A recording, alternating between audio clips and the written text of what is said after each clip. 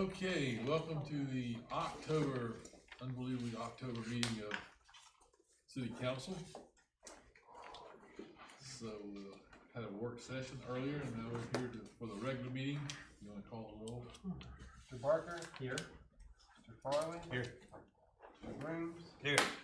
Dr. Houghton? Here. Ms. Ray? Here. Mr. Rich? Here. Mayor Goodwin? Here. Quorum. So we'll have the invocation followed by the Pledge of Allegiance. And Member Grooms, do the invocation. Holy One, we ask your blessings on the people who have been called to lead the community of Folly Beach, a community in which we live and work and play. Help us as leaders not to ask first, how do we fix this? But what do we need to learn? How might we need to change? To whom we need to listen to? Remind us, because we all forget from time to time, especially in the noisiness of what passes for debate today, that we are not only leaders but servants, and it is our responsibility to serve the common good of all. Grant us the wisdom and courage to know and do what is right and good and true. May we know when it's time to speak out and when it's time to listen, patiently and receptively.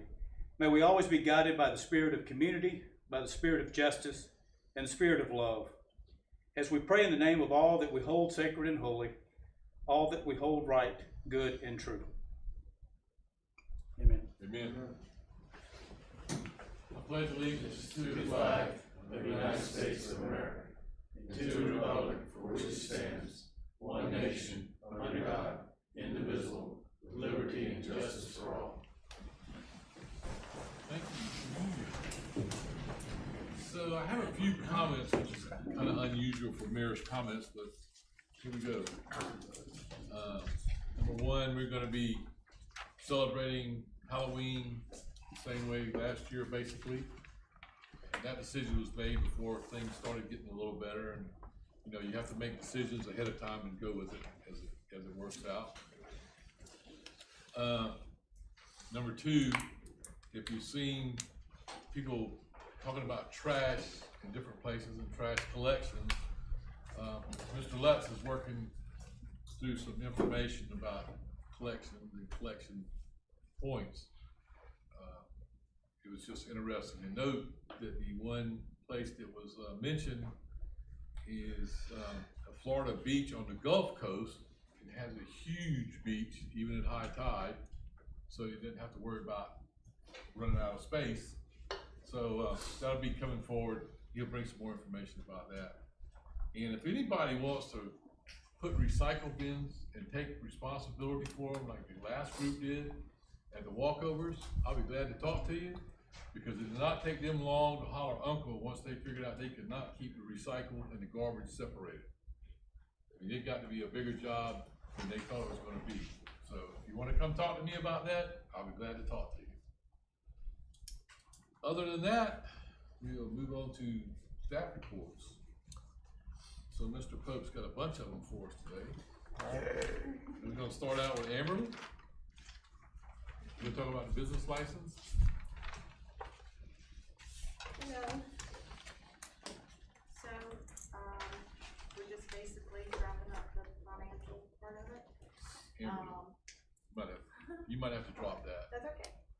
So, classification codes were made due to no more specialty aids. You had to class those.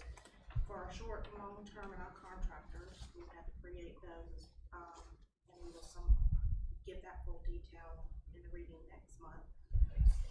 Just to sum it up, we are able to possibly increase the base rate $5, with the exception of short and long-term rentals.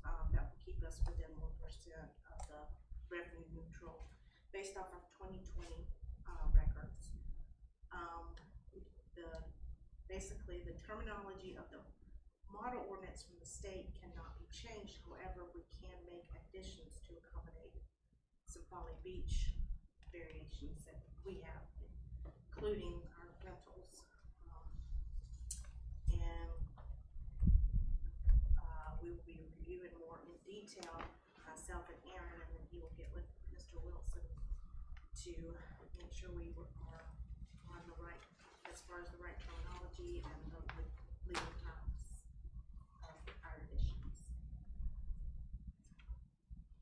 questions? I think you've done a great job. For the state to mandate something and then come back and say, whoops, we don't really know what we want now, so it's kind of like tough to figure it out. Thank you very much. So, Ms. Gurley, you're up. Okay, so my first staff report is about the DRB and doing potentially some staff approval items. So we have a lot of things, very minor things that go to the design review board, you know, from signs and paint color and fences, all the way up to major projects like hotels and other major development. So it came to my attention that maybe we wanted to float the idea of council to have some staff approval items. So some of those could be fences, windows, gutters, roof shingles, signs, and paint color. I will remind you that it's just within the commercial district is what DRB has approval over. And DRB usually doesn't have a lot of things to say about those applications. It's accelerated review. So just kind of wanted to test the waters of council, what they thought of this issue, and if you wanted staff to pursue either expediting review or removing some powers from the board, putting them to staff. I personally think it's probably a good idea. It's kind of been floated around a couple of times about reducing the number of things that DRB is in control of totally that makes it drag out for a long period of time. So I believe y'all can come back next month, in 2 weeks. I actually like the way it is. I think that, you know, when you float things by a board at an open meeting, you might get some fresh ideas or some other different opinions. And if something gets approved and it's not right, we're gonna have to answer for it. And I feel a lot better answering for it after a board looks at it at an open meeting and an open discussion rather than staff make it. And if a wrong decision is made or somebody disagrees with that, I feel a lot better saying it went to DRB, it was reviewed by DRB, and it was approved by DRB, instead of one of our staff just disagreed and made the decision. I think it ought to be done at open meetings, and I would favor keeping it the way it is. Well, you also have lack of quorums a lot with DRB. You have issues that potentially, I mean, it just drags out. So something as simple as, hey, I'm putting up a lattice fence, can get drug out for months, waiting on their approval for them to get 4 people together. And that's not fair. That's not right. For something as basic as a fence, we're not talking about major stuff, major renovation, of course, you know, they should still go through them, but there's some minor stuff that every time you go in front of them, they have 0 issues with. They go right through. So, I mean, if you come up with a universal set of, yes, this is allowed, this isn't, it saves a lot of time. Is there a way to have a happy medium in this and you work on sort of both sides and come back to us, or? So the way that I think Aaron and I have discussed it is that if staff has a list of 5 items or whatever, that it doesn't matter, roof, shingles, we don't care what color they are, that I wouldn't make the decision of, I think that's pretty or not. It would, does this meet the zoning ordinance? Does this meet building code? Yes or no? That's it. So it wouldn't be, well, I think you need to change this paint color to an off-white instead of a white. I wouldn't review that. It would, we just wouldn't care. So that's the decision that we need to make at council is, do we care about paint color, yes or no? Or do we care about fence type, yes or no? We already have stuff in the zoning ordinance that we don't allow chain link fences, but I would just look at it from a zoning perspective, not from an aesthetics perspective, because I wouldn't want to make that decision. So maybe in the list that you have listed, it would be all inclusive of fences, windows, gutters, roof shingles, and signs, which are pretty much either in the building code or an ordinance. And say paint color goes back to those guys. And so if there's anything So else then they that worry you, about aesthetics. if anything else that would want to be added or from that list, I don't have an ordinance for you this go around, so you would see it in November, in 2 weeks. So, for 3 weeks. If you guys are okay with that, then I can draft that up. But it would basically, whatever sign they wanna do, and if it meets the zoning ordinance from, square footage and we would, When you draft that up, when you go back and you say, okay, we got fences covered in the ordinance, because it says you cannot do this, and it has to be this high or less, but reference that in the memo. in the memo. Okay. Just so we know that, that's where we know it's sitting, and go, look at it before the meeting and see. Yeah, a lot of stuff just has parameters already set, and those guys say, okay, cause it follows the parameters, and they can do that on their own. And that's why I said that Yeah, the only aesthetics great. that she had listed maybe was a paint color. Okay, All right? can we do my next one? Yeah. So, and this kind of goes into yours, comment, DJ, about attendance for boards. So sometimes you do have difficulty meeting a quorum, and we have had to try to get a quorum and then have to cancel a meeting, 15 minutes after we started the meeting. So current code only states that lack of attendance at meetings is grounds for dismissal from the board, requires for city council to meet, have executive session, and then remove that person from the board. Staff is proposing to strengthen this provision by adding language to require that board members have to notify staff at least 48 hours in advance of the scheduled meeting if they aren't going to be there, barring emergencies, we know things that come up. Notification would constitute as an excused absence. When there are 4 unexcused absences, aka no notification, within a 12-month period is reached, then that would be grounds for immediate removal. So it's okay if you can't come to every single board meeting, but I know there are multiple staff liaison staff members that are not hearing from their board members at all before a meeting, and we just don't know if they're gonna be there or not. And sometimes we're counting on those people to reach a quorum, so it can be frustrating when we think they're gonna be there and they're out of town or forgot. So this just has a little bit more accountability. I don't think it's asking too much. If you guys want to strengthen it, I think that's great. But I do have the draft language for that already completed. I still think it would come November, right, Aaron? We don't have it on new business tonight. Just wanted to get you guys' opinion on that as well before moving forward. I'd be in favor of lowering from 4 to 3. And I would take it so far as 2. Again, we're speaking of unexcused absences, so if an emergency did arise within the 48-hour window and they made you aware, that would be an excused Or absence. they just said, I'm gonna be out of town and I won't be able to attend. That's also fine. They just need to let me know. Yeah, having served on 2 different boards and commissions in the past, from my perspective, you've got to be prepared, but more importantly, you've got to be there. If you're not there, you may not have a quorum. If you don't have a quorum, you can't take public input, you can't vote, nothing happens. So, And to make it worse, and I can tell you because I sent the email bringing up the last point in this one, because of lack of quorums, you slow everything down. So everybody's planning on doing stuff. Well, if you're in the commercial, if you have a project you're doing and you need this board's approval for something as basic as a shingle or a fence type and all that, and then you think you have a meeting and then they don't have a quorum because nobody told them they weren't going to be there, it just drags that project out. I don't think you have to convince anybody. I think No, I'm just saying because the two are kind of correlated. So that's why I'm bringing it for something basic is we're gonna have parameters there. That's kind of why, because this happens with this board a lot, and this is one that significantly slows things down. They trying to get away from some of that for the basic stuff and just leave them for the more major stuff.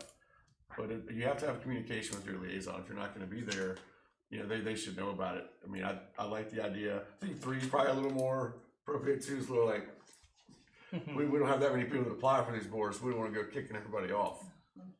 But it's definitely a conversation to have. And these are unexcused, so it's a no-show. Right. We do have those. Mhm.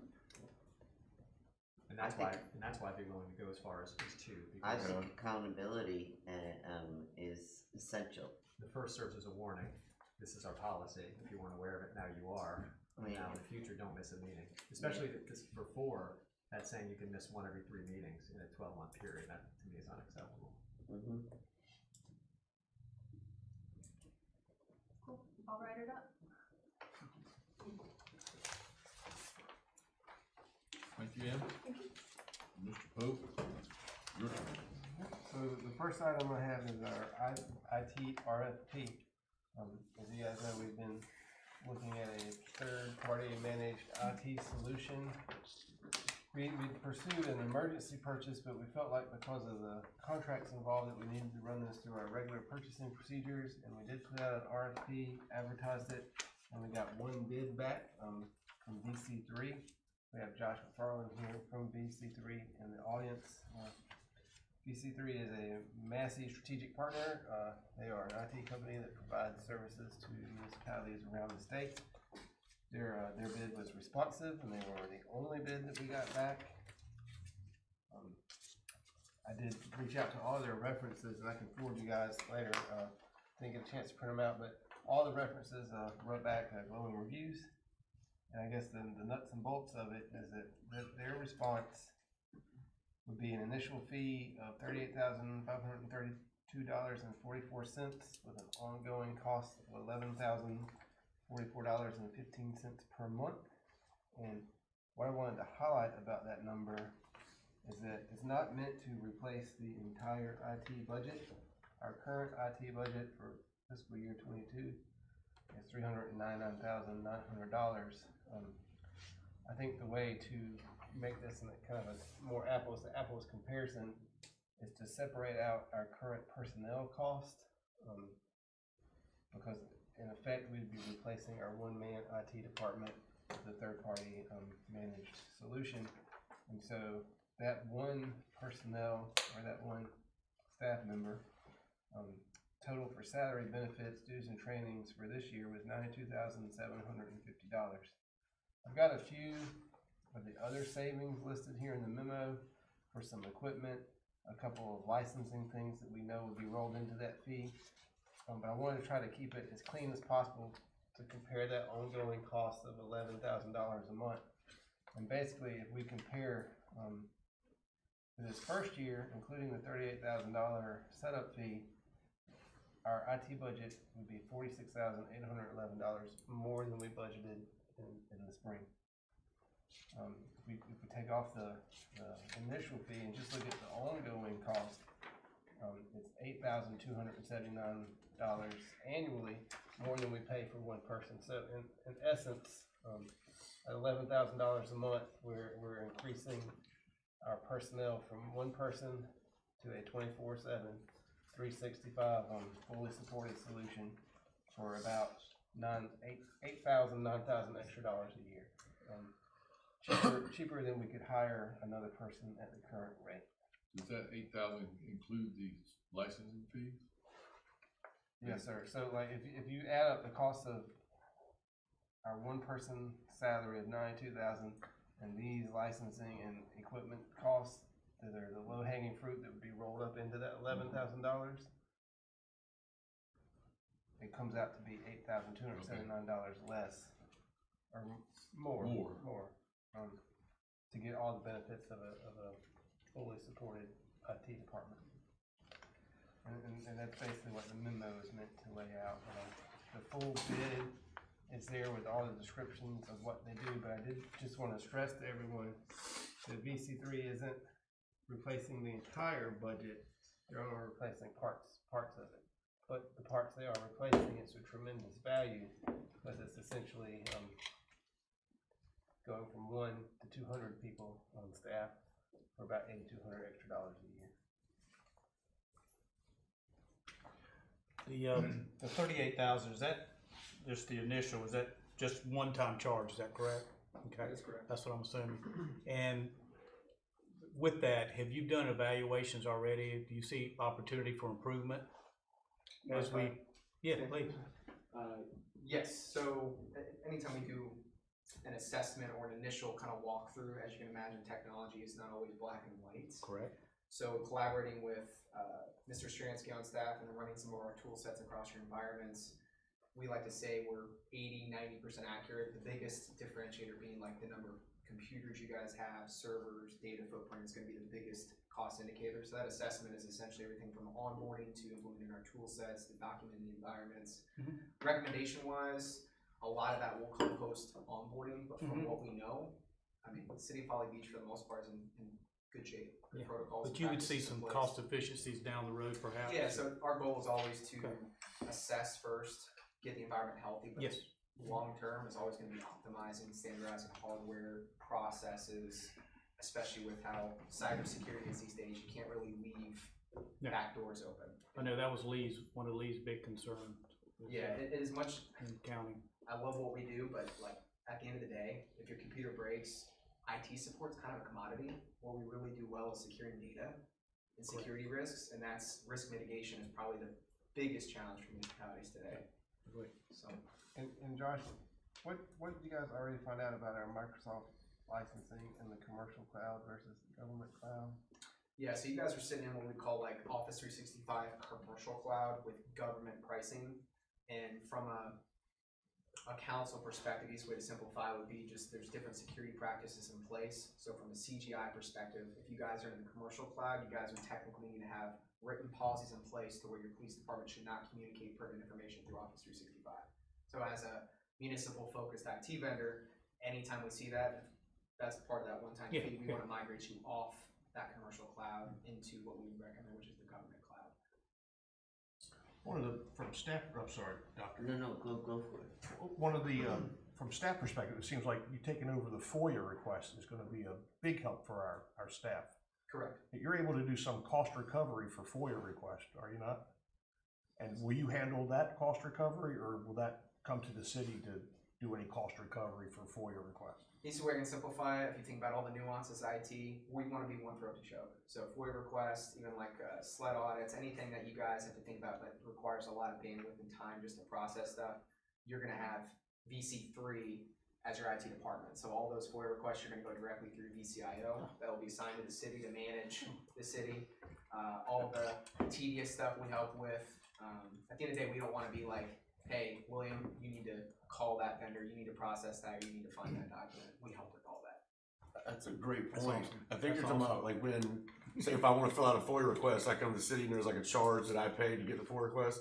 So we still do that, that would actually factor against that, whatever we make in FOIA payback, that would go against that $8,000 overage. That's why I was correct? asking, or That's- do you collect? Yeah, it the sounds fee like that we still do collect for that. FOIA requests. So I don't have a solid answer for you on how that's processed, but I do know with the municipal clients that we serve today, we handle and process and help with FOIA requests.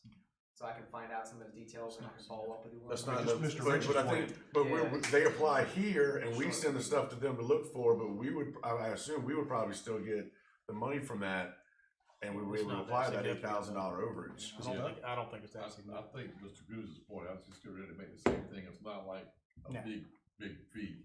We don't No. collect that But much it's- money from them. It's just good that they would be able to follow protocol Yeah. and procedures and do it Yeah. without We want to make question. IT as simple as possible. So that's- and that's important. FOIA requests. and- Most of the stuff is like FOIA requests from lawyers' offices for Yeah. all this information that, you know, went back and forth because of this case. And But it takes a lot of staff time to go try to find that. Yeah, Cumbersome. Yeah. Even And staff that frees time the that city big. staff up, Yeah. Or limits well, the it city is. staff It's up. great. That, which is a bonus. that's something to point out just for that $8,000 over, is like, hey, but look what else we're Yeah, saving well, that you you can- can't really put into a That's what I'm dollar. saying. I think long-term, you're gonna start, I think you'll see Put some more stuff on efficiencies and staff things plates. of not only staffing, but different efficiencies that you'll be able to see long-term, which I think is encouraging very much. The goal of your IT environment is gonna make it feel like we're not there. Like we want it to be as smooth running as possible. With amazing. So I'm assuming you're just dying and wanting to work with Folly Beach, okay? So, that's the good news. The question is, if I was to say to you, come in running the top 3 things you would like us to look at right away, what would they be? When you say the top 3 things, can you expand on that a little bit? That you've looked at us, you've said, I'm saying you're the expert, Sure. you're coming in running, what do we need to do? Top 3. So looking outside, looking in, processes is always the biggest thing, right? So today, all the departments, all the employees that work for City of Folly Beach, Mhm. they're probably used to just picking up the phone and calling one guy. So the number one thing is gonna be getting used to the new way you guys handle IT related issues today. So new processes and getting, used to the way that we operate. That'd be number one. Number two is always gonna be progressive, proactive. We wanna know, from even from council's perspective, where the city's trying to go long term, especially with technology being the ever growing industry across the board. My car practically can drive itself down the road these days. You can imagine how that dynamic shifting for systems and tool sets you guys can use to reach your city. And then the third thing is always gonna be security practices, awareness training. Most breaches are through your employees, clicking things they shouldn't be clicking, using very basic fundamental passwords that are easily accessible because they use it across all their personal profiles, and they use that same password for their administrative work desktop. Those are probably usually the three things that we always look at. And you work with other municipalities. Yes, to date, a little over 350 municipal clients. Thank you. Do you have local people that can come if you need like boots on the ground to help fix problems or questions or stuff like that as well? Yeah, great question. So our corporate office is in Columbia, South Carolina. You guys might be familiar with. I would say COVID, one blessing in disguise was our engineering staff. We obviously went remote pretty quick. So we do have a very vast, geographically dispersed engineering staff across the state. We do have folks here located in Charleston specifically. But I will tell you this, automation, the tool sets, the remote in, if we can fix it remote, it's gonna be a lot more effective for you guys because there's less downtime. And then two, if you guys don't have to spend 30 minutes or an hour on the phone with someone trying to navigate a problem, and we can just do it while you are waiting for us to fix it, and you're not sitting on the phone, you can go do other things, we want that to happen. But if we do need to come on site, like we can't fix it remote, 100% we'll dispatch an engineer out. And that's all included in the cost. We try to make it as cost predictable as possible, because we know municipalities work on a budget. And the last thing we want to do is have those hard conversations, or I'm calling Aaron up saying, hey, you need an extra bill coming across your desk. We just want to make it as like an all-you-can-eat buffet. Belly up. That banana pudding? Any other questions? Thank you, sir. Appreciate it. Okay, Hope you're up again for the strategic plan, third quarter. So, we are already in October. Time is flying, so I wanted to give you guys an update on the strategic plan goals that we set back in January. It's the third quarter of the calendar year, it's the first quarter of the fiscal year. Some of these are going to run over. They run with our budget year. We use this to inform our budget. I wanted to let you guys know where we were on everything. I'm not gonna go through each of these things, but I do want to kind of skip to some of the ones that we have not gotten to yet. Health and wellness programming, that, COVID kind of sapped the strength from that, so we haven't gotten a good start on that. The expansion of the security cameras is still on hold. I believe if DC3 gets the award and they get onboarded, we'll probably come to them and task that. The mayor touched on solving the beachfront recycling problem. Eric's working on that, but to date, we don't really have anything concrete to show you. I am pleased that most of the things that don't really have a lot of progress are on the 1, 2, 3, 4th tier. The could do's, not the should do's, or the, they're not the high, medium, or low priorities. They're kind of the extras. One of the medium priorities that we haven't made a lot of progress on is the traffic study for Arctic Avenue. That's in the budget. We've got $25,000 for that. We had the parking committee form and start work and then kind of pause. We're working on an RFP for that maybe by the end of the year, but that's definitely when it's going to run over into the next calendar year. It's in the budget. We have until July to spend the money. But almost all the other strategic plan goals we've touched on, at least partially, if not completely. So I wanted you guys to know where we were and what we were doing. So if you saw any of these projects that you wanted to say, hey, what's going on here? Why haven't we done this, or where are we on this? You can kind of have a shortcut in your hands to reference. So if you guys, anybody have any questions? Well, the traffic study, Arctic Avenue, Well, that, and I know it's just kind of the initial, like, do you think that will include, like, possibly including a pedestrian path? So how we're approaching it is to do kind of a modified complete street RFP, which a complete street says, I want you to look at, conditions along this road, analyze existing land uses, traffic patterns, user groups, stakeholders. Analyze this and come back and tell me how this road can accommodate all types of modes of transportation, walking, biking, parking, driving.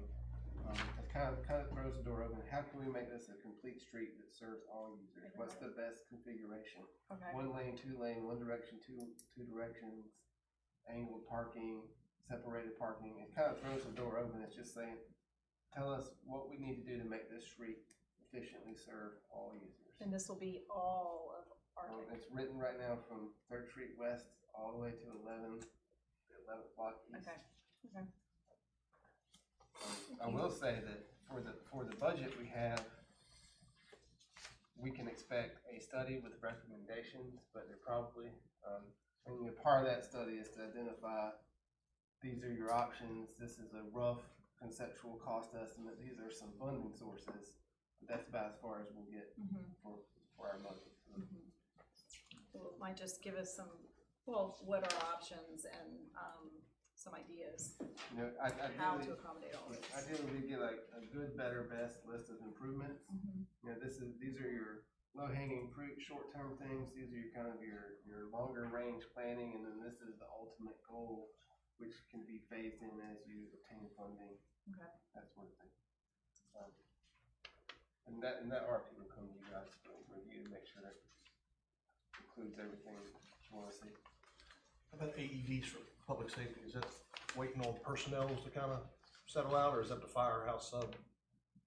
The only wait I was waiting on was to find out whether or not we have some grant, that firehouse stuff, and then right now it's just putting together some purchasing, so there's really no hope other than that. And we did not get the firehouse. So we did not get it. We can look at it. It opens up again on a quarterly basis, so we'll keep trying, but this latest round, we did not qualify. And one thing that kind of, you know, everything up here, or I say up here, everything in City Hall hinges on the next thing that, where the boot falls, shoe drops, the next thing. So one thing that we have been working on, been taking up a lot of time, is underground wiring for electrical wiring. So you guys will be back on November the 11th. You'll be here on November 9th for a council meeting, and back on November the 11th for a work session with City Council, and you'll get some information. Some of it will be new information, some will be old information, and some will be shocking information. But at least it's information that we can broadcast to the citizens while we're having a workshop. Everybody be on the same page for the answers, and if anybody wants it, they can always get the minutes for the meetings later. So, you know, if anybody is on you about underground wiring, just tell them, hang on to the November the 11th, and you get a lot of information. I guess that's it. We'll talk about the ARP fund. Alright, so the last thing I have for you guys is kind of how we imagine spending our roughly $1.3 million of American Rescue Plan money. We've already gotten one half of that money, $662,000 and some change.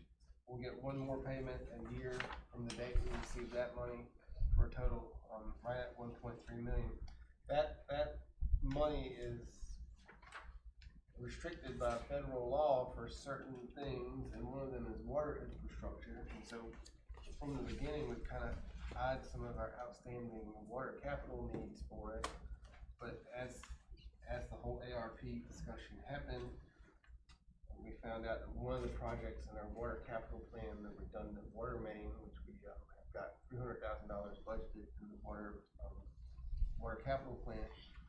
That $300,000 came from a grant that was meant to be a grant match for a FEMA grant we applied for. It had a really generous match. Unfortunately, we got booted out of that program and they rerouted us to another FEMA grant, which the state is doing a lot of work to help us get, but it drastically reduced the federal match, which left the city on the hook for about $1.6 million in match money to pair up with $1.2 million that CPW is gonna give us. So suddenly, and conveniently, I guess, our water capital plan was short about $1.3 million, which is roughly the amount that our American Rescue Plan money is. However, we cannot use that money directly to match a federal grant. We can't write a check from ARP money to match a federal grant. So our current plan is to substitute $1.3 million of water capital needs that would have been paid for out of our cash and pay for them with American Rescue Plan monies, and then free up our cash to match the redundant water main grant.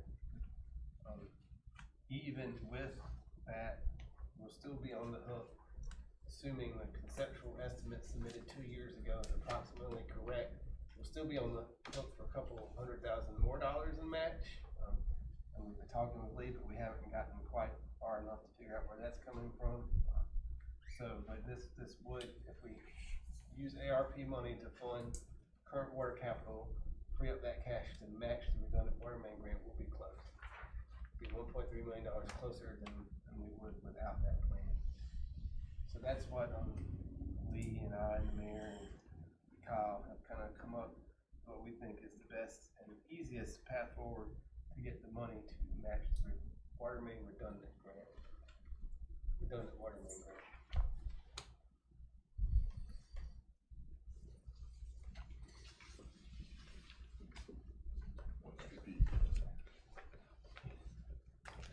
Okay, so we're up to approval of the agenda. Do I have a motion to approve? So moved. Have a second? Second. Any discussion or questions? So we'll take that without objection. Approval of previous minutes from September 14th. Have a motion to approve? So moved. Have a second? Second. Any additions or corrections? That's all on that one.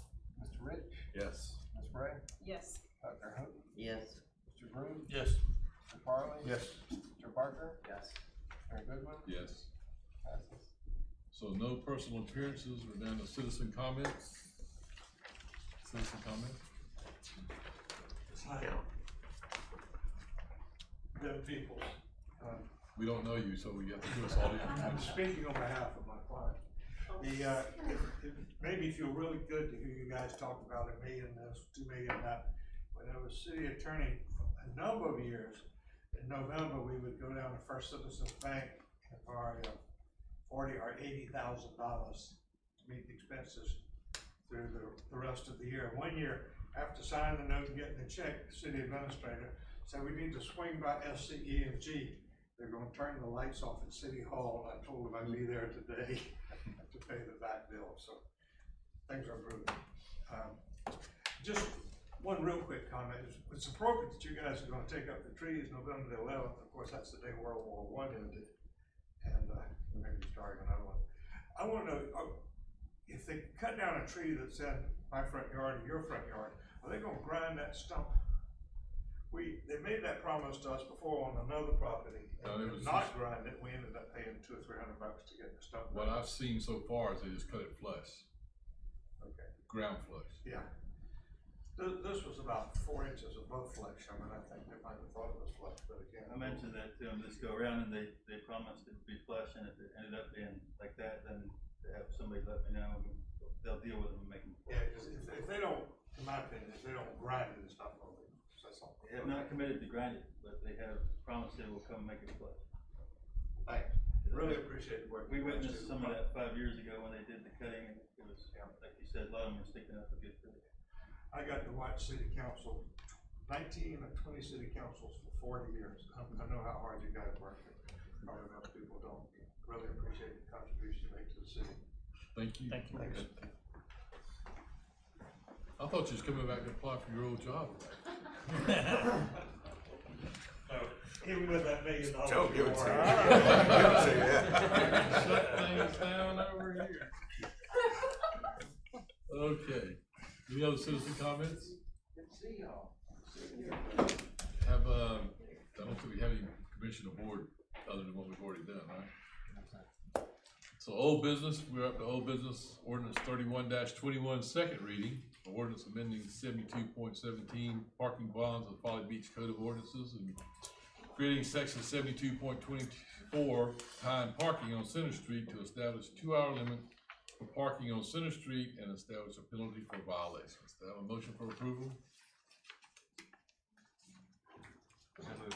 Have a second? Second. Sorry to say, guys, this is second reading. Mr. Mayor, I wonder if I could, add in there to, exempt, residential stickers from the time parking. Have a discussion about it or offer it as an amendment. You making a motion for amendment? Make a motion for amendment. So, okay, so we have a motion and a second for adding exemption for vehicle stickers, The residential stickers. residential stickers. I'll just say, Bill, even though it is an election year, the residents can park anywhere they want to, and this whole idea of time parking on Center Street was to keep cars moving. So, you know, it's like you have 2 hours, even if you're a resident, you have 2 hours, and after 2 hours, you need to keep moving so somebody else can get there and spend money on Center Street. That was the whole idea. So I don't think we need to add anything. It's not like we're charging anybody anything to park there. It's just that you just get to park there for 2 hours before you have to move on. That's my opinion. Anybody else? See, nobody else wants to say anything because it's election year coming up, right? I don't know. Previously, we had discussed enforcement between the hours of 6 AM and 6 PM, although that's not here. We gotta do this motion. Can we call it on that motion? Yeah, we gotta get through one before we do the other. So this is on the amendment to exempt, Is it not listed in there though, that's the case for all the, because I was under the assumption that was the case for all paid parking. No, I asked Jared earlier and he said it's not. Okay, well, then, I mean, yeah, But this isn't paid parking. This is just time parking. well, we'll get to that in a minute. this is on the amendment, Ms. Ray, Yes. Dr. Houghton, Yes. Mr. Grooms, Yeah. Mr. Farley, Yes. Mr. Barker, No. Mr. Rich, Yes. Mayor Goodwin, No. move it passes. Well, even though they don't have to pay because they got a sticker because they didn't have to pay before, but they can still only be there for 2 hours. All right, any other amendments, corrections, additions? Yeah, I'm making a motion, we amend, letter A, number 3, paid parking in a handicap area, we've changed from $1,000 to $500. Do I have a second? Do I have a second? No seconds done. Fair enough. Any others? I'll try one more time. Make a motion number 5, we changed $60 to $30. Do I have a second? Crickets? Well, hey, Yeah. cool, when I Alright. send people. So we're back to any others? Yes, I'd like to make a motion that we include hours of enforcement from 6 AM to 6 PM. Where would you include that? Probably have to be a number 6, wouldn't it? Or, no, leave it number 5, just put it, When we put it at 72.24 time parking on Center Street as a D, hours of enforcement. What'd you say, 6 AM? To 6 PM.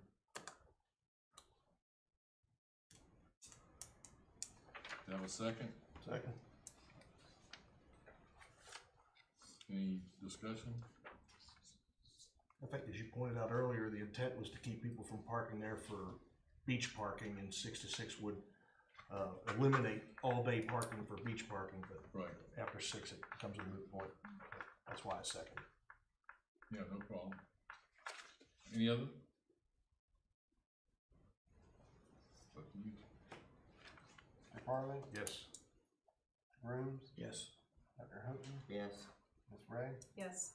Mr. Rich, Yes. Mr. Barker, Yes. Mayor Goodwin, Yes. and it passes. Okay, any other amendments? Just have a question. So is this gonna apply to the motorcycle parking outside of the $10 as well? Because that Well, is most- Center Street parking and there are most of parking theirs- spaces and those motorcycles are there for more than 2 hours. Just Not, giving you a not heads till up. usually after 6 PM. Okay. I mean, I know where to send people when they get tickets. I know where to send them. well, hey,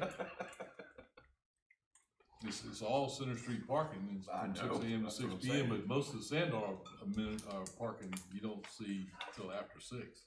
Okay.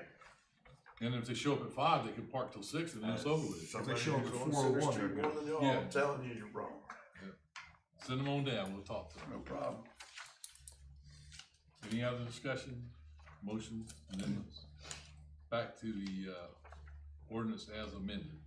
Mr. Barker, Yes. Mr. Rich, No. Dr. Houghton, Yes. Ms. Ray, Yes. Mr. Farley, Yes. Mr. Brooms, Yes. Mayor Goodwin, Yes. passes. Okay, ordinance 29-21, ordinance amending chapter 162. And this is first reading. 103 through 10, tree alteration permit, and chapter 166, development standards, 16601, tree protection. To clarify application requirements for tree alteration permits, stand, implement, migrate, mitigation, can't even talk, standards for non-protected trees, and to increase stormwater capacity of the city of Folly Beach. Have a motion for approval? So moved. Have a second? Second. Any discussion, questions? See, when we talk about for non-protected trees, the fee shall be calculated, written on quotes for the species of the tree being removed. Yet mitigation, we want people to mitigate with the preferred protected trees. Is that right? Yes, So, for non-protected trees, it seems like the calculated written quote would be much less, right? So, I mean, we're talking about like if you remove a pine tree, then the mitigation would be done with preferred trees, the protected trees, but the fine would be based upon the actual tree that was removed. yes, sir. And I support these changes, but I just wonder in recent, how do we keep from happening what happened a month ago? I mean, I guess I'm frustrated because those are trees that had to be very old trees, and we have to, we approved the work to be done on that lot, and when do we do like a tree, when do we say submit a tree plan, or when do we involve ourselves to put like a ribbon around this tree and say, oh, here's your permit, but you can't touch these trees? Or I guess I'm frustrated because we have money in the tree replacement fund, but we really don't have any place to plant replacement trees. I mean, our preferred path would really be mitigation upon the same lot. Like if you take a tree off that lot, you put it back on that lot. Because we get $2,000 in fines, but we're just out of space to start planting trees. It's not like we got a big pasture somewhere where we could, just plop them down. Right. So what is the long-term answer for keeping trees or protecting trees, aside from just collecting money and putting it in an account that we really haven't tapped much? Well, one thing you can do, you can plant trees in a right of way, even under a power line, if you use the correct trees that won't grow up tall. So you can put trees back, just put the right ones in the right place. So, there are places that 500 slots that we'll be able to plant a tree in, that would be the right tree for that specific thing. And then people won't be screaming later on because it won't get tall enough to get trimmed. So, there's things that can be done. I guess since I've been on the board, the only trees I've seen planted are the palmettos out there at 2 East. I mean, that was really more decorative than it was for tree mitigation. I mean, I like where you're going with that on the same lot. Is there any way to tie that in to where if you remove 5 trees from this lot, you have to put 5 trees back on this same lot? So it just kind of keeps it proportionate throughout the island. So we have that mandated now, we just have people have the ability to pay a fee in lieu of that replanting. And so that's what Bill's talking about with we collect $2,000 or whatever. So kind of twofold. So that gives the city money to replant trees on public ground. And I'm assuming Aaron updated staff and the mayor in our staff meeting today that the city was approached to apply for a grant at the South Carolina, the state urban forestry. Yeah. So and that will do a tree inventory and then identify places where we do have the opportunity to plant trees. You know, we might have 500 spaces and we're not thinking about our right of ways and actually see how many trees that we can, you know, plant. The last time that Eric and I checked for what's in that tree fund, I think it's around $25,000.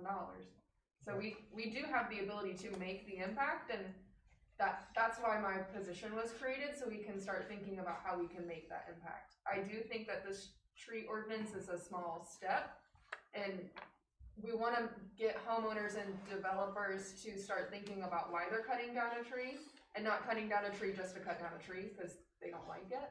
And if they want to cut down a tree because they don't like it, that's fine, but they're either going to have to pay a fee to us to do that, or they're going to have to replant a tree on their lot with the same or multiple trees to make up for those inches, right? So, you know, you're not going to, if it's a really old pine tree and it's, you know, 30 inches in diameter, like you're not going to find one pine tree that can go, you know, you're not going to afford that. But, you know, maybe we're going to have, from one pine tree, we're going to have 5 palmetto trees that are now on this lot.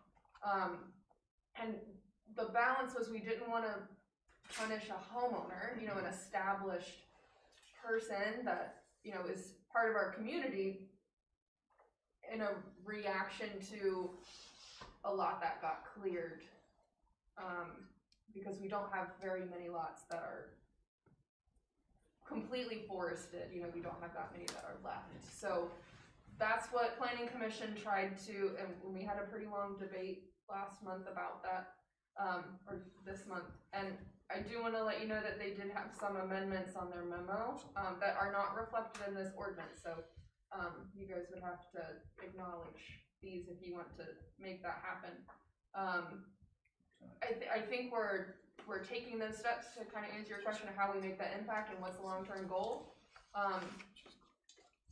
I've also had some conversations with Lee about, does that tree fund have to be trees, or can we do some other infrastructure stuff? So that's a budget question, you know, kind of down the line. It's not all that onerous, because if a tree's in the middle of the lot, you gotta build your house there. We allow that to be cut and cleared without penalty, without mitigation.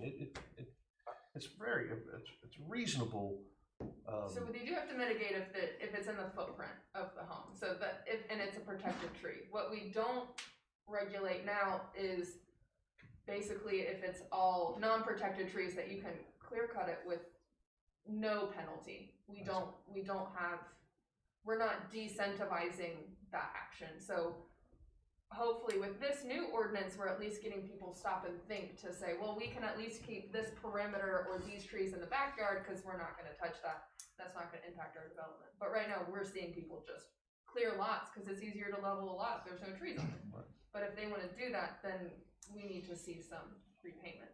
I do think that your comment of the fee in lieu of mitigation for non-protected trees maybe should be calculated for protected trees rather than replanting non-protected trees. I think that's a valid comment. I got an idea. So we just got this. We have some questions. We're talking about trees evidently at a work session anyway. How about let's put this off. Because it sounds like we want to tighten this up a little bit. And I like your idea. It should be mitigated on that property. I don't care about the money either, because we're not doing anything with it. I'd rather see trees be replanted on that property. And if they cut a large tree down, they're just doing it. They'll pay the money. That's fine. And some people, they'll just pay the money. Well, I don't care about the money. We want the trees. Right? That's our big thing. So I'm gonna make a motion to postpone this until the November meeting, so we can look at it a little more in detail. We have a work session. We're talking about trees anyway. Let's get some more information about this. Take these planning commission recommendations and just see how we can tighten it up even more. DJ, I don't think we're talking about trees at the November.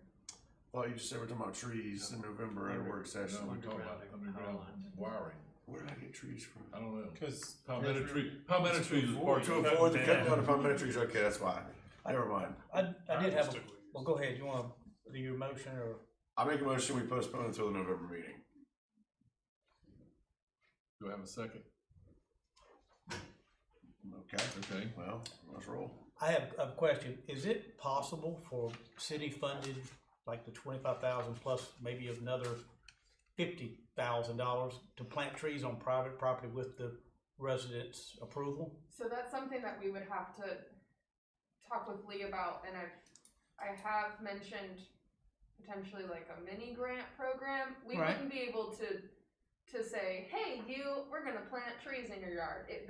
People would have to approach us, and it Right. would have to be like an application Well, that's what I'm saying process. is if we've got 500 trees that Dominion may or may not take out, and some of these people on, Well, wait a minute now, let's be perfectly clear. Yeah. Most of, if not 99% of those trees are all on public property. They're not on private property. right, I agree, but even, you know, if you do take one down, hey, we have a fund that'll put one in your yard if you want it, you know?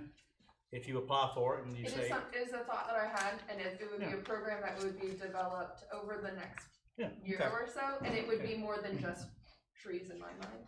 It would hopefully go to driveways for driveway removal that are concrete driveways and replacing it with pervious. So yeah.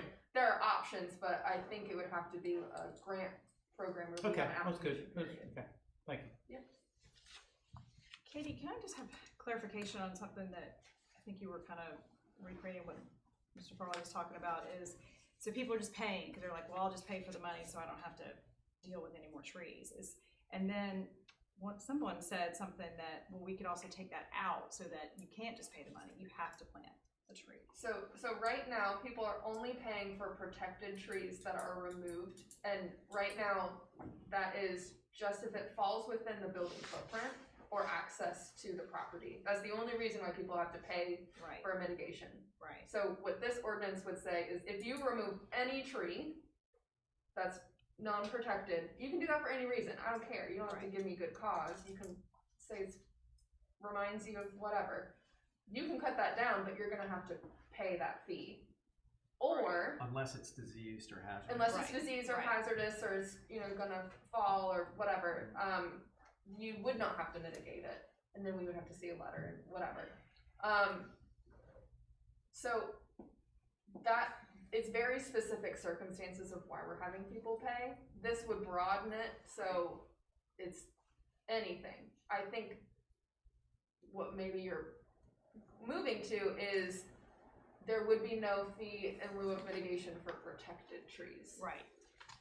Because I don't think if you're clearing 25 pines, there's no way that and building a building, there's no way that those 25 pines can be replanted. Right. You're gonna have to pay some fee for that. But if you're removing 5 palmetto trees because they're in the footprint of your home, maybe we don't accept fee in lieu of mitigation. We have to plant have to replant a 5 protected tree. protected tree, or Whatever the would inches equal. is. The only Right. problem with that is you're reducing your lot size by driveways, permitted driveways and building size. So you might not have a place to plant 5 more trees on your lot.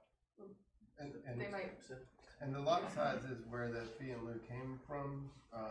So for example, a 24-inch oak tree, that's one big tree. If you cut it down, you have to replace that with 48 inches of new oak tree, minimum of two sizes, of 2 inches. So suddenly from one big tree, we're saying now on your lot, I want you to come back and put 24 2-inch trees or 12 4-inch oak trees, or and then suddenly there's just not room. Right. If they say, oh great, I'm gonna plant 14 more oak trees, well, maybe not in 1, 2, 3, 4, 5 years, but eventually those 14 oak trees are too big for a Folly Beach lot. Right. So that's where the fee came from, to give people, because we require them to put back more trees, but little trees take up a little space, big trees take up a lot. So maybe once we figure out where you could plant more, they could, well, I'll put, give them to the city or something, to plant in the other places where we do have room. Yeah, and so that would be the fee in lieu of mitigation, and Or then, somebody else's yard. and then it's us to leverage those funds. It's not an all or nothing, right? It's not, you They can can do mitigate to combination. reduce the fine. Yeah, Yeah. yeah, if they have room to plant 12 inches of trees and they wanna pay for 36 inches. So we're really okay with allowing people to cut down a big oak tree and plant a bunch of small ones, and we're saying that's okay? That's what I'm hearing? Or they can pay money for it and, Only if We're it's not in planning the anymore. footprint of the dwelling or the driveway. Not just randomly, you can go cut down a protected oak tree, but if that protected oak tree is in the footprint of your proposed structure or driveway, then yes, you can. with no other alternative, can we put any sort of language in like that? So at least you have to get creative with your house plan maybe, cause just, if it's in the footprint of your house, well, they can choose where their house sits. That's right. So if they're choosing it to be there and we don't have any other recourse, they can cut down a massive oak tree and plant a couple more, just pay a couple $1,000s and get away with it. So, to your point, the last instance, was that in the footprint of the house or the driveway?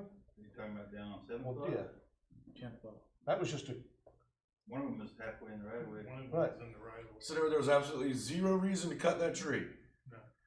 Yeah, they were shown on the plan to stay there permanently, even with the house. Yeah, we didn't let them cut. Yeah, that tree, They did that they did illegally. that It illegally. was more of a crime action. I understand, but what we're saying is we should tighten that up a little bit. We shouldn't be okay with them cutting down large Tell me trees. how if you're they gonna can't tighten it move up their house a anymore little when bit. they got a permit. Tell me how you're gonna tighten this up anymore when they got a permit from these guys. They went in and cut trees illegally, even into the right of way, before That's not what we want. before we get a call to know what's going on. They get down there, they stop them, but it's too late. I get that. So, That's not what I'm talking about. yeah, That's it is I'm what you're talking I'm talking about. about the ones that we're talking about. If they're in the footprint of the house, Well, they can cut them down and then plant them somewhere hey, else. I don't wanna cut down trees either, but sometimes you put your house on the lot as the house is on, the lot will let you set your house. Sometimes, yes. So you might not have that option, and that's what she's talking about, is if they come with a plan, they have to go here with a plan. And they work with them as much as they can to start with about moving the house around in trees, but if the trees in the lot, in the driveway, or in the house footprint, or in the driveway, Right. there's not a whole lot you can do with it. But shouldn't the penalty be if you submit a plan and you say these trees are to remain and they're not in the driveway and they're not in the footprint of the house and you cut it down, They get a shouldn't there penalty. be a bigger fine than just paying the mitigation fee? There is. Right now, there is. That was assessed in this particular situation to the maximum allowed by our ordinance, which I believe, Joe, was the max allowed by I the would state. just say that all of our fines are capped by state law, $500. And they work out to around $1,000 with all the state fees added on top. So,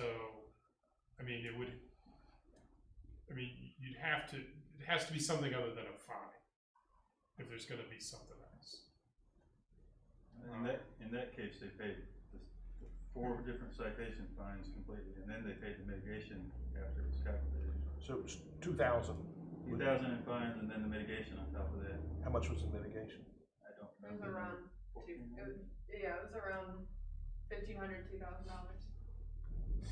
I mean, it may never be enough, but Right. Yeah. I agree. so we got to. DJ. I'm good. Let's just move Well, on. no, going back to your point, Aaron and I actually did discuss that possibility of putting a burden of proof on the applicant to show that this is the only orientation of their house that could possibly happen, and it have to remove this tree. That's something that we talked about. It didn't end up making in this ordinance, but I would say that's something that staff supports. If we do want to have people think about protecting these trees, because a 50-year-old oak tree is. Alright, I'm already trying to postpone this, think about it more. I've been slapped down a couple times. I'm good. I'm finished with the tree stalk conversation. I said my piece. Any other questions, comments? I'm not going to, because we hadn't discussed it before, so I need to look back through the whole thing. Okay. What's that? These are the recommended amendments from the planning commission's public hearing. In the memo, So those are what the planning commission came back with after their public hearing, and in order for them to be adopted, someone would have to make a motion. Or we can bring them back even later. I'm not ready to do it tonight, so I don't know if anybody else is. Alright, you ready? I'm ready. Alright, so calling, So postpone with. call the roll on ordinance 2921. Well, you're not ready to do it tonight.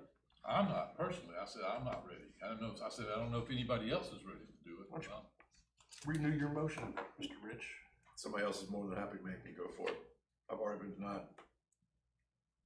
Make a motion to put it off and incorporate some of these changes in there and review it for another month. Would you give me a second, Mr. Rich? Second. Any discussion?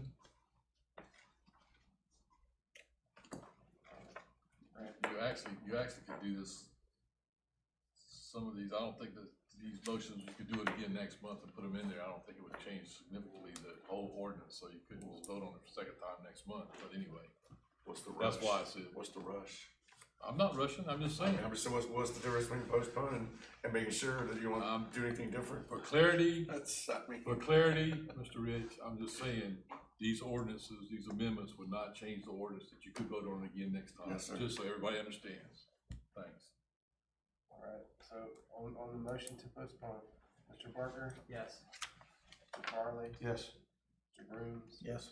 Dr. Houghton, Yes. Mr. Rich, Yes. Ms. Ray, Yes. Mayor Goodwin. Why you ask me? Thank you, yes. So the motion to postpone passed. All right, ordinance 30-21, ordinance amending section 72.20 residential parking permits, Folly Beach Code of Ordinances to require proof of registration and payment of outstanding fines prior to the issuance of residential parking permits. Have a motion for approval? Have a second? Second. Who was that? Mr. Farley. Oh, yeah, Mr. Grooms. Any discussion, questions?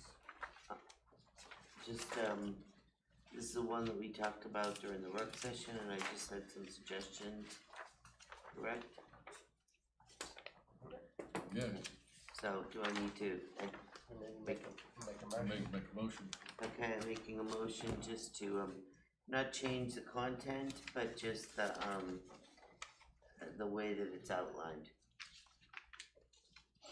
And that was to, Okay, so, to establish ownership of any vehicle for which a parking decal is applied for, a current South Carolina Department of Vehicles registration shall be required, period, number 1. Second sentence remains the same, that's number 2. Third remains 3. so what your motion is change to ordering, Yeah, because the the way sentence. it's written on this page is different than the other page. So 1 stays 1, Yes, vehicle registration to the spouse or minor child of the applicant now becomes 2. 2, And the number 2 becomes 3. correct, That's your motion. Yep. I just wanna make sure I got it. Okay. yep. Have a second? Second. Any discussion on that motion? Okay, Ms. Ray, Yes. Mr. Barker, Yes. Mr. Grooms, Yes. Mr. Farley, Yes. Mr. Rich, Sure. Dr. Houghton, Yes, Mayor Goodwin, yes. passes. Any more? Motion to change in 3, a lease agreement indicating term of lease which must have more than, change 30 to 90 days remaining. Second. Any discussion, questions, comments? Whenever you get ready. Dr. Houghton, yes, Mr. Farley, Yes. Mr. Grooms, Yes. Mr. Barker, Yes. Mr. Rich, Yes. Ms. Ray, Yes. Mayor Goodwin, Yes. passes. Any more? Okay, what I believe is now A2 on 36, change spouse or minor child to read a family member residing with.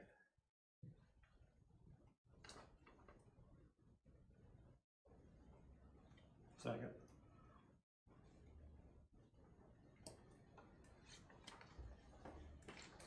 Any discussion, questions?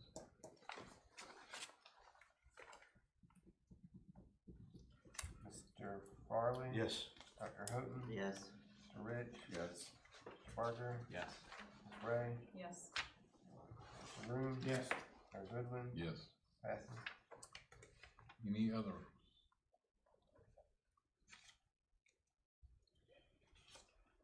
Okay,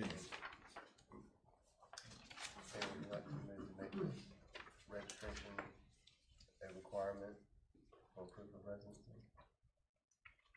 yeah, we talked about that. Yes. Make a motion, make number 6 mandatory in addition to one of the other, groups. That 6 would be required instead of just one of the second. And a second for that? Second. Any questions or discussion? Ms. Ray? Yes. Mr. Rich? Yes. Mr. Barker? Yes. Dr. Houghton? Yes. Mr. Grooms? Yes. Mr. Farley? Yes. Mayor Goodwin? Yes. Passes.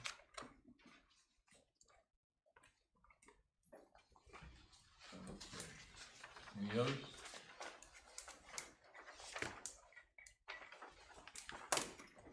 So back to the original as amended. Mr. Barker? Yes. Mr. Farley? Yes. Mr. Grooms? Yes. Dr. Houghton? Yes. Ms. Ray? Yes. Mr. Rich? Yes. Mayor Goodwin? Yes. Passes. First reading. First reading. Ordinance 32-21, an ordinance amending the city millage rate within the fiscal year 2022 general fund budget containing estimates of proposed revenues and expenditures for the city of Folly Beach, beginning July the 1st, 2021 and ending June the 30th, 2022. Have a motion for approval? So move. And a second? Second. And we're just doing this so we don't have a windfall because of tax, Property tax. reassessment. I couldn't think of the word. So we can't have a windfall because they reassess taxes and, here we go. Mr. Rich? Yes. Ms. Ray?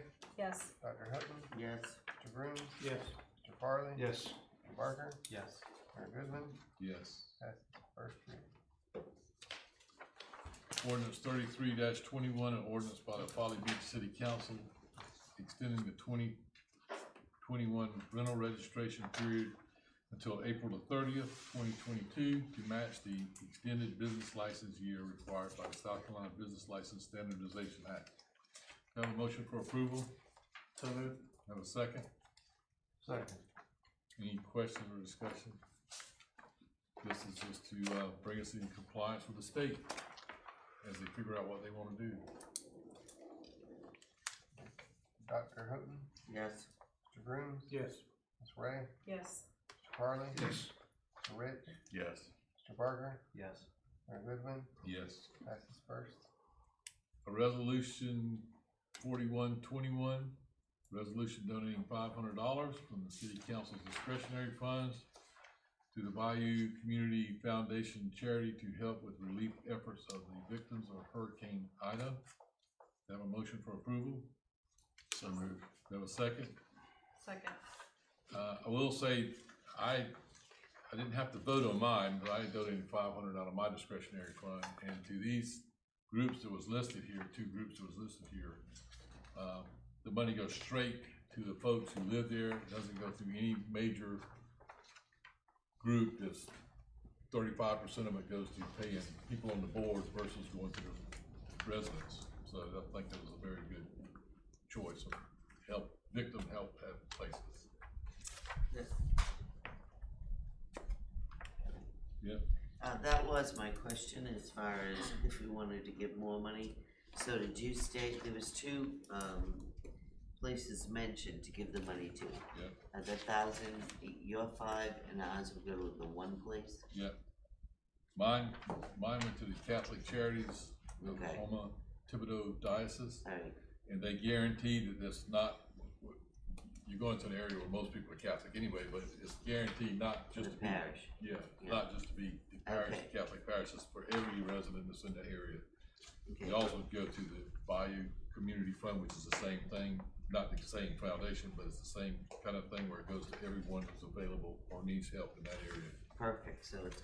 And if y'all wanna give away $3,000 or $4,000, I mean, y'all can make a Well, motion to I amend. did want, I mean, I thought we should give more money, honestly, but if we've given 1,000 to each one, I'm good with Well, that. no, you're just giving 500 to each one. 500.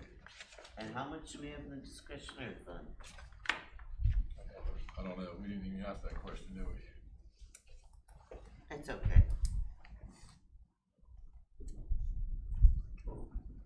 Matching's good. You good with that? Matching's good. If you did 5 out of it, so I was actually gonna ask that question.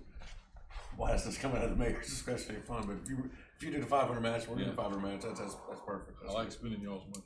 I know. Yeah, we learned that. Go ahead. All right, Mr. Barker, Yes. Mr. Rich, Yes. Mr. Farley, Yes. Ms. Ray, Yes. Mr. Green, Yes.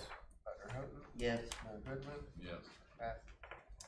So resolution 42-21, a resolution amending the fiscal year 1920 application for accommodation tax fund submitted by the Folly Association of Business, specifying a revised list of beautification projects. Have a motion for approval? So moved. Have a second? Second. This is to, allow them to change the money up a little bit,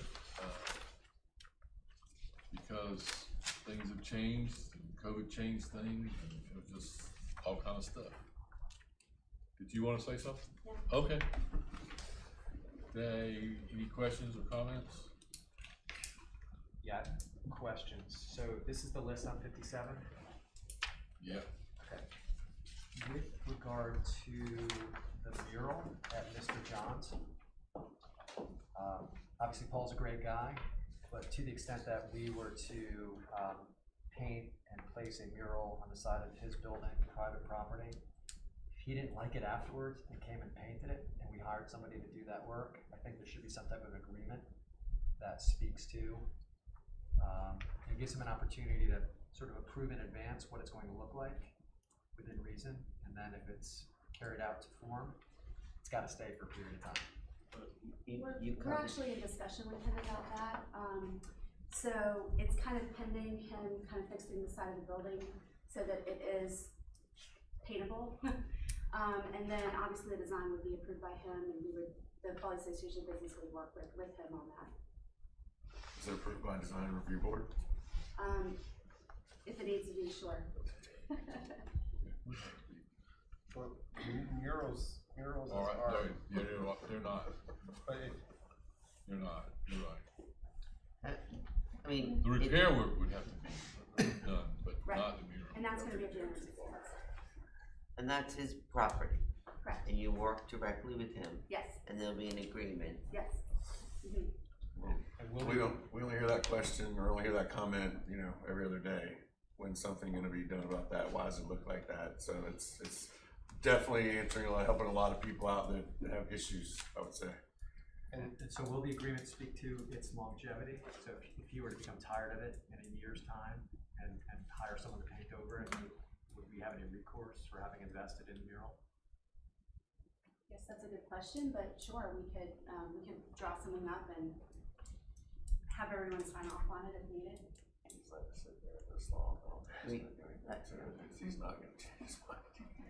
I mean, do you have a good Well- relationship with him? Oh, definitely. I mean, yeah. so if you're going to work together, Mhm. is. He's already gotten the other mural done by the same artist on the other side of his building too, so, I'm not sure that they hadn't, that an agreement needed to be reached at that time, so, but I do understand this is, using ATAX money to do it, so, if we needed to write up an agreement, totally, we're happy to. So, I do have another question.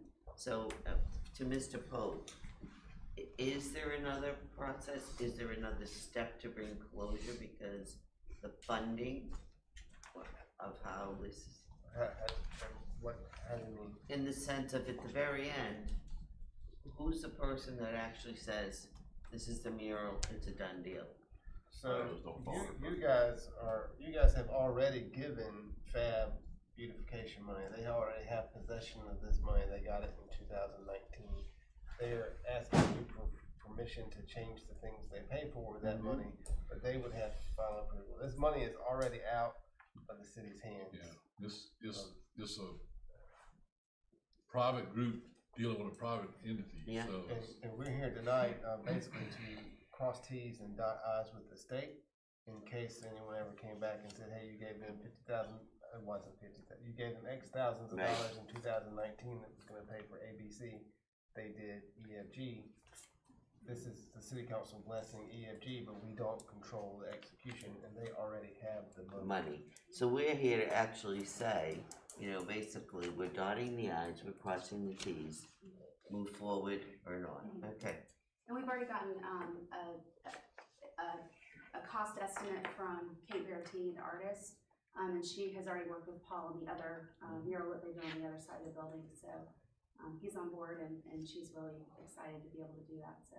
And just one generally related thing for this particular item is that we went back and forth with the state about what could be included and not included. So any repairs to the building or anything to get the building ready for the artwork are specifically excluded. So the mural itself counts as public art, even though it's not on public property. They're fine with it. So that we addressed that question too, since it is going to be on a private building. Thank you. I'm all for public art. I think it's beautiful, and you guys with Fab have done a great job with the beautification plants and all of just everything looking good. I agree. Another question, the $2,700 for interactive kiosk at History Museum Community Center, indoors or out? Outdoors. Outdoors. Has there been any consideration of potentially placing that kiosk outside of City Hall where there's more foot traffic and higher visibility? If the purpose of the kiosk might be to help with, we had a conversation, Bill and I and some others a while back about having a kiosk, and other municipalities have deployed that technology to help people navigate their surroundings. To me, there's a significant concentration of people that are outside of City Hall with its businesses, bars, restaurants, and maybe less so at the sort of the entryway to this city, which is the community center. Now, if you said it was indoors and it was going to be interactive and used for the History Museum, I would think that's the appropriate place for it. But if it's primarily to help navigate and provide maybe information about direction. My understanding is this would be more information about the history of Folly Beach, and it kind of goes with the plan of the museum that's in place. But certainly we could work with the folks who are doing the museum, and it might be appropriate to also put an interactive kiosk at City Hall. But I think that the purpose of this would be to go with the plans of the museum. And it's in the right place. If it's gonna be outside, it would be helpful to have some directional stuff about like where to eat or where public restrooms are or something like that. And I would hope that, in planning this, you kind of touch base with our communications folks and see if they have some content help that they could share. Jesse James? Yeah. Good way to, because I've been pretty heavily involved with a lot of the details involved, bringing the outside space to the inside space. That is a place that's been identified as a museum. There is a local Mount Pleasant firm that works with all this interactive perspective. It can be everything from having you go down to City Hall, and because this also is a museum, there's things all over the walls. So there is that synergy between both. But it wasn't, when we discussed it, it wasn't directions, it wasn't restaurant. It was really focused on bringing people in and out of the building and down to City Hall and having a literal kiosk of the history and what we have for Folly. We didn't discuss. Would you put any directions in there, like to the park for the memorial for the 55th? Yeah, exactly.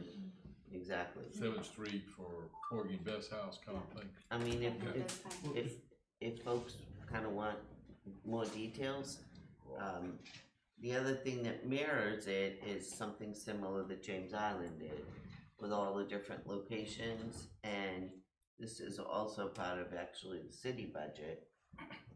The lighthouse, the this, the that, and that type of thing. So it's just purely focused on history and not other things. Not restaurants. No. Well, again, you can put a lot of content on these things, and I think the more content, the better, but if you recall during the Jesse James presentation, one of the things they had was the historical timeline, and they were talking about putting some historical content on the website, and it seems foolish if we just have two projects, one that operates completely independent of the other, and we don't get these content developers to at least collaborate and share their information. I think it'd be a miss. I understand. The Visit Folly website that FAB runs actually has a lot of history information on it, as well as where to eat, where to dine, where City Hall is, and that kind of thing. So. And one final question, 7150 for sodding at the History Museum Community Center. I noticed separately it talked about repair, replacement of the irrigation system. Will that be in place at the time the sod is put down? Yeah. Good. Okay. Yeah, we don't wanna do B before A. No, agreed. Any other questions? Ms. Bray, Yes. Mr. Farley, Yes. Dr. Houghton, Yes. Mr. Barker, Yes. Mr. Bloom, Yes. Mr. Rich, Yes. Mayor Goodwin, Yes. passes. Resolution 43-21, resolution by Folly Beach City Council renewing the contract with Southern Strategy Group for lobbying and political counsel. Have a motion for approval? So moved. Have a second? Second. Any comments or questions? I will make a comment that they have, the times that we've had these guys and ladies and gentlemen, they have done a lot. They have also done a lot outside of their scope of contract to help do things that you would think in the beginning would be, oh, well, that's political, they can help, but it's really, they were more for like in the state, but they've done a lot for federal contacts and information too, so we've got our money's worth. Mr. Farley, Yes. Mr. Rich, Yes. Dr. Houghton, Yes. Ms. Bray, Yes. Mr. Groom, Yes. Mr. Barker, Yes. Mayor Goodwin, Yes. passes. Resolution 44-21, resolution by Folly Beach City Council awarding a contract for managed IT services to DC3 for initial setup cost of $38,532.44 and an ongoing cost of $11,044.15 per month. Have a motion for approval? So moved. Have a second? Yes. Any questions or comments? Mr. Pope? Mr. Rich, Yes. Dr. Houghton, Yes. Mr. Farley, Yes. Mr. Barker, Yes. Mr. Bloom, Yes. Ms. Ray, Yes.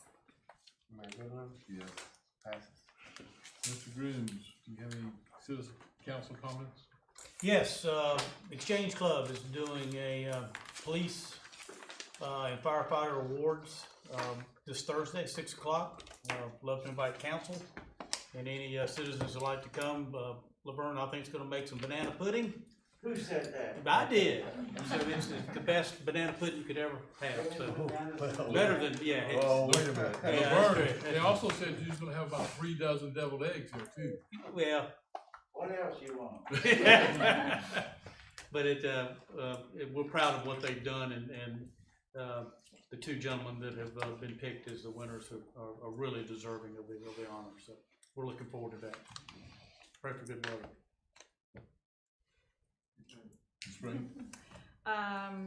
Thanks for watching tonight, and looking forward to seeing the FAB beautification projects start. It's gonna be great. Thank you. Look forward to tasting Laverne's banana pudding, but right now I'd say the First Lady makes the best banana pudding in the island. It's pretty good. That was brutal. A banana pudding cook-off.